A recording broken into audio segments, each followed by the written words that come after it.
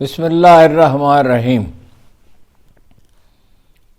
میں ہارون رشید عرض کر رہا ہوں، السلام علیکم ورحمۃ اللہ۔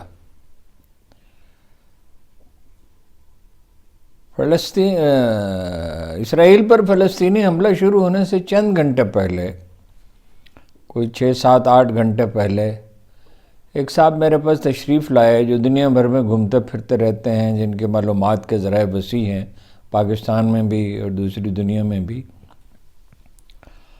اور ان کے کام کاج کی نوعیت ایسی ہے کہ شوق بھی ہے دنیا سے باخبر رہنے کا، اور ایک بڑے محب وطن پاکستانی ہیں۔ تو انہوں نے کہا کہ منصوبہ، یہ بغیر کسی تمہید کے انہوں نے کہا منصوبہ تو ناکام ہو گیا بھائی، وہ پرنس محمد تو پاکستان نہیں آ رہے ابھی، وہ تو نیتن یاہو جو ہے وہ خود مصیبت میں پھنس گیا، جو بائیڈن میں پھنس گیا، وہ ایسا لگتا ہے کہ اللہ تعالیٰ نے بچا لیا ہے پاکستان کو، ورنہ منصوبہ تو بڑا خطرناک ہے۔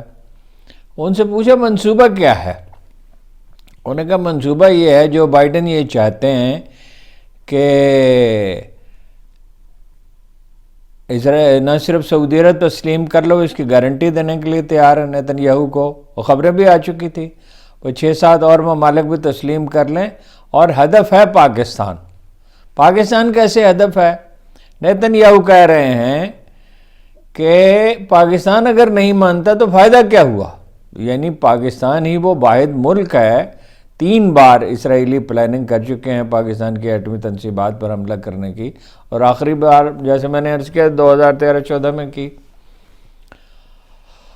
تو اگر خطرہ تو اگر کوئی ہے تو پاکستان سے ہے، مدد اگر کوئی کر سکتا ہے پاکستان کا، ہاں ترکی بھی کر سکتا ہے، عرب ممالک کی حالت تو غیر ہے۔ تو ابھی انہوں نے کہا کہ نیتن یاہو پھنس گیا ہے، اس کے خلاف انہوں نے بالکل پاکستان کی طرح پارلیمنٹ کے غلبے کی بات کی سپریم کورٹ پہ، اور عدالت اس پہ ہنگامے شروع کر، اتنے بڑے ہنگامے تھے کہ کوئی حد نہیں ہے۔ ادھر مواخذہ شروع ہو گیا امریکی صدر کا، اور ایک خطرناک صورتحال پیدا ہو گئی۔ تو یہ ابھی وہ تشریف لے کے گئے ہی تھے، اور کچھ مصروفیات سے میں فارغ ہوا، اور میں نے دیکھا کہ اچانک یہ کیا ہو گیا ہے۔ اب پاکستان میں ایسے لوگ ہیں، حیرت ہوتی ہے کہ جب لوگ مایوسی کا شکار ہو جاتے ہیں اور ذہنی طور پہ شکست خوردہ ہو جاتے ہیں تو کیسی عجیب باتیں کرتے ہیں۔ وہ کہہ رہے ہیں کہ یہ تو اسرائیل کا منصوبہ ہے۔ اور خدا کے بندو، اسرائیل کا منصوبہ نہیں ہے۔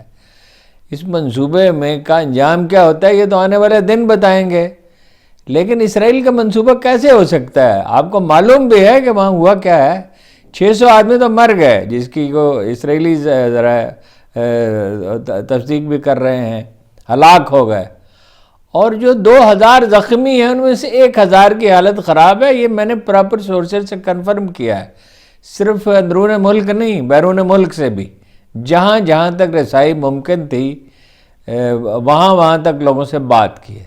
دیکھیے یہ بہت ایک عجیب واقعہ ہے، یعنی صرف مساعد ناکام نہیں ہوئی، چھوٹے سے تو ایریا ہے، اور پینیٹریشن وہ بیچارے مفلسی کے مارے ہوئے، ظاہر ہے ان میں کئی لوگ ہوں گے جو دام میں بھی آ گئے ہوں گے اسرائیل کے، صرف مساعد ناکام نہیں ہوئی، اتنا بڑا منصوبہ 3 طرف سے انہوں نے حملہ کیا ہے، اور بالکل ایک منفرد انداز کا جس کی تاریخ میں کوئی مثال نہیں ملتی۔ صرف 600 آدمی نہیں مرے ہیں، 2000 آدمی سخت زخمی ہیں، ان میں 1000 آدمی اور مر سکتے ہیں، اور وہ تو اپنے ایک آدمی کے مرنے کا رسک نہیں لے سکتے، اور ایسا پینک کہ تل ابیب کے ہوائی اڈے پر ہزاروں آدمی جمع ہیں، حالانکہ پروازیں منسوخ کر دی گئی ہیں۔ 2 مہینے پہلے اس واقعے سے حماس کی قیادت ایران میں تھی، اور دوسری علامت یہ ہے کہ حزب اللہ نے حملہ کر دیا ہے، اور حزب اللہ کا حملہ معمولی اس کو مت گردانی ہے، ان کے پاس ایسا سنگلاخ علاقہ ہے جہاں پہ اسرائیلی طیاروں کی بمباری کچھ زیادہ نتیجہ خیز نہیں ہو سکتی۔ یہ وہی جگہ ہے صدیوں پہلے شیخ الجبال نے جہاں مصنوعی جنت بنائی تھی، اور صلاح الدین بھی جہاں کامیاب، صلاح الدین ایوبی بھی جہاں کامیاب نہیں ہو سکا تھا، جس نے جو تاریخ کے عظیم ترین فاتحین میں سے ایک۔ تو وہ ترکوں کو بھی انہوں نے مورد الزام قرار دیا ہے، اب یہ سادہ سی بات ہے کہ ترکوں کو مورد الزام قرار دینے کا مطلب ان کو اکسانا ہے، بلا وجہ نہیں وہ کہہ سکتے۔ ظاہر ہے ترکوں کو ہمدردی تو فلسطینیوں سے ہے، اگر اردوان اور ان کی پارٹی کو نہیں ہوگی تو کس کو ہوگی؟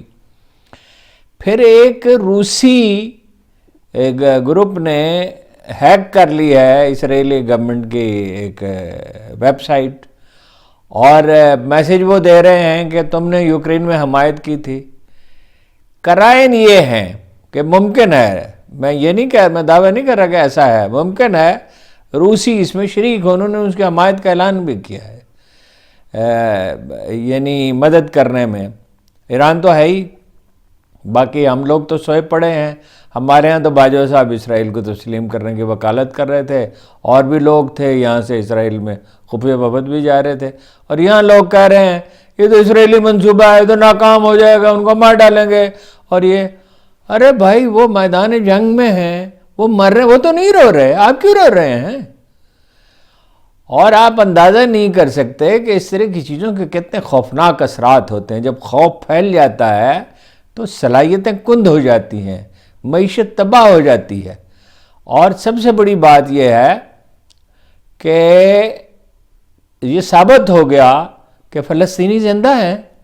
اتنے خراب حالات میں جب ساری دنیا نے انہیں چھوڑ دیا تھا، اور باقی ماندہ عرب ممالک بھی انہیں تسلیم کرنے والے تھے، اور پھر ہدف پاکستان تھا کہ پاکستان سے تسلیم کرایا جائے، ایک طرح کا سرنڈر ہی کرانا تھا۔ اسی لیے تو امریکہ جو ہے ہمیں بلیک میل کر رہا ہے مسلسل، کسی طرح سے بڑی مشکل سے سانس لینے دے رہا ہے۔ اور ظاہر افغانستان کے معاملے میں بھی اس کے منصوبے ہیں، اور اسرائیل کو تسلیم کرانے کے اڈے بھی وہ چاہتا ہے۔ تو یہ اس کے اثرات بہرحال مثبت ہوں گے، اور اسرائیل میں خوف پھیلے گا۔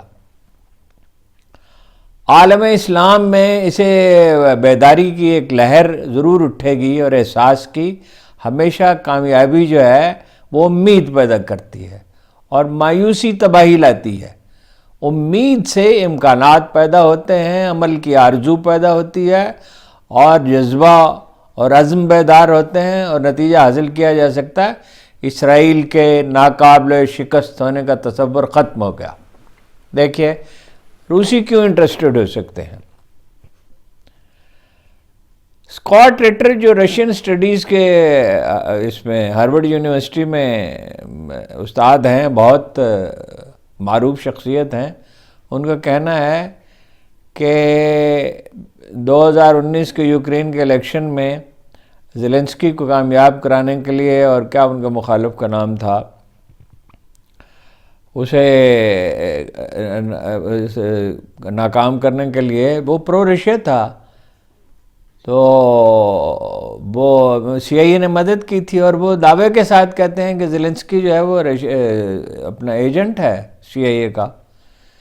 سی آئی اے دنیا بھر میں مسلمان ممالک میں، اور یعنی جو روس اور چین کے گھیراؤ کرنے میں سی آئی اے ہمیشہ متحرک رہی ہے، یہ کوئی راز کی بات نہیں ہے۔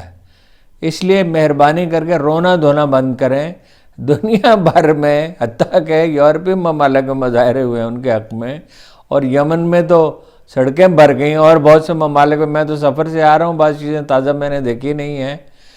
ان کے حق میں آواز بلند کرنی چاہیے، اور کوئی نہ کوئی ذرائع ایسے موجود ہیں کہ جن سے ان کی مدد کی جا سکتی ہے، ان کی مالی مدد کم از کم کی جا سکتی ہے۔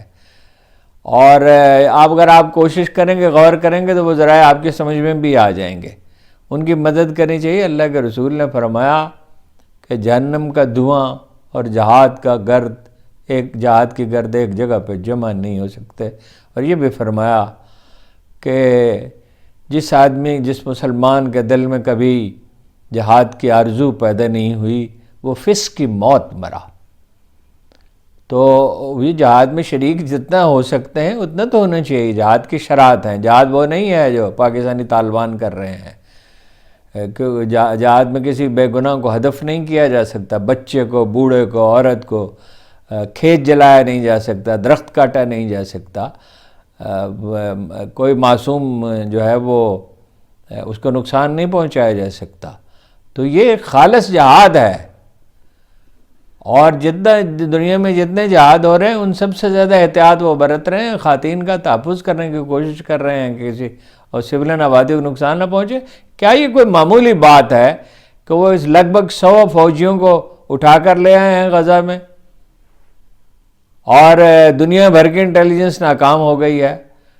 تو یہ ایک مثبت نشانی ہے، علامت ہے، اور اس پہ یہ مسلمان حکمران اگر بے حس ہو گئے ہیں اور کوئی انہیں احساس نہیں ہے، ان میں کوئی زندگی باقی نہیں رہی، اس کا مطلب یہ نہیں ہے کہ لکھنے پڑھنے والے بھی ہیں وہ بھی یہی کاروبار شروع کر دیں اور قوم کو موت یعنی مایوسی کے حوالے کر دیں۔